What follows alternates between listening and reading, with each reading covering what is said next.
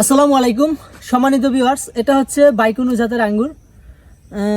এখন সবুজ, কিন্তু এটা পাকলে লাল হয়ে যাবে। সেটা হচ্ছে এই যে আমার এখানে কালারগুলো কিন্তু চলে আসছে এবং দেখুন সাইজ কিন্তু ঠিক বাজারের সাইজের মতোই। আর এই জায়গায় কালারটা একদম বুঝতে পারবেন, লাল হওয়ার পরে একটা কালচে ভাব চলে আসতেছে।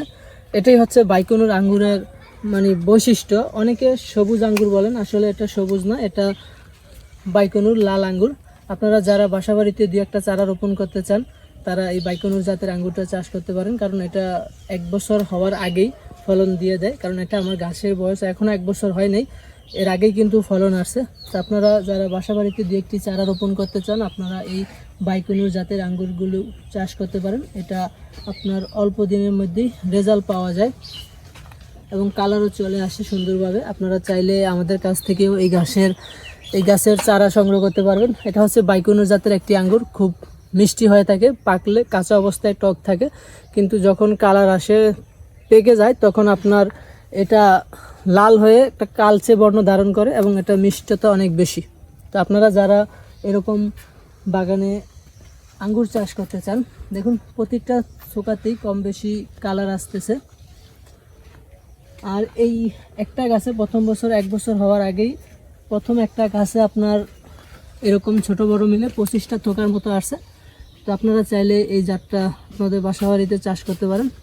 আপনারা সকালে ভালো থাকবেন, আল্লাহ হাফেজ। 2 মিনিট এসে না, কয় মিনিট? 1 minute 48 second. শর্টলে আপুরে আলাম, সমস্যা নেই। এই লাল লাল যে শর্ট তো মাঝখানে হবি না দেখাবি না, দিম হইলে তো আর বাড়বো না, হেলে তো আর পারবো না, হেলে তো ওড়ুকি থাকবো। ছোট ছোটই থাকুক।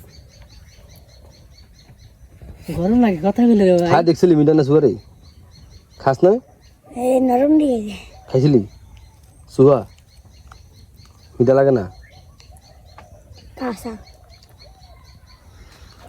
কালা হইলে হিসেব খাইলে কম যাবে।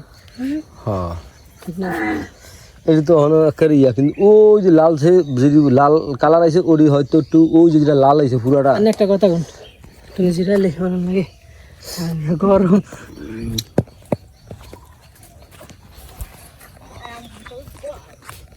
হ্যাঁ